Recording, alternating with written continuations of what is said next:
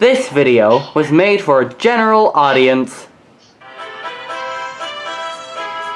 If someday you should see Thomas the Tank Engine puffing happily up the line, he may be on his way to a village that nestled in the deep north of the island.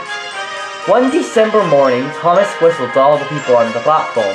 "Beep, beep, beep, it's nearly Christmas. I'll bring you lots of letters and parcels."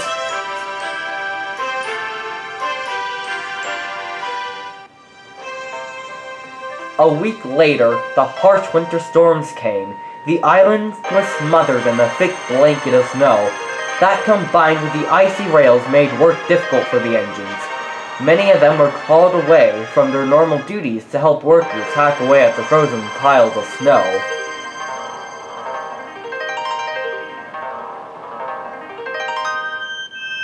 Thomas and Percy were collecting special posts for Christmas. Thomas said, "Station master told me there's lots of posts for the village. I'll need an extra truck for it all." Percy was feeling left out. "That's not fair. You don't even like the post train." "I do, and I get to see you suffer."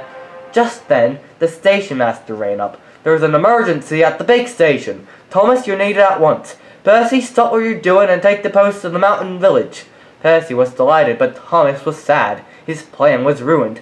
"I get to take the post train, I get to take the post train," Percy sang as he departed. Percy was making good time when there was a loud bang, which gave his wheels a tingling sensation. He had ran over a fog detonator, which meant he had to slow down. Ahead was old Bailey, the fogman. "Stop, Percy, stop! "What's the matter, sir?" There's been a snowslide and the village is cut off. We need a snowplow, about 3 dozen workers, and a helicopter. Leave the post in the siding." Percy did as told.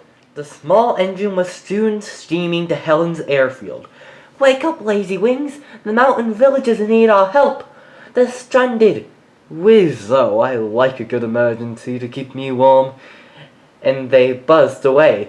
"Now," pondered Percy. "What next?" Suddenly, there was Thomas with Terrence's tractor and a works coach. Percy buffered up behind them and they set off.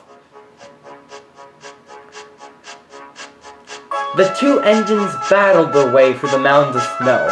Many times they got stuck and had to be dug out by the workers. Eventually, the village came into view. Helen was already there, busily dropping packages of food. Terrence made quick work of the snow once he was unloaded. Then Thomas and Percy cleared the track. It took a lot of hard work, but in only a few hours the village was cleared. The villagers cheered. "Well done, Percy! Well done, Thomas! You're the best Santa Claus we've ever had!" Percy was befuddled.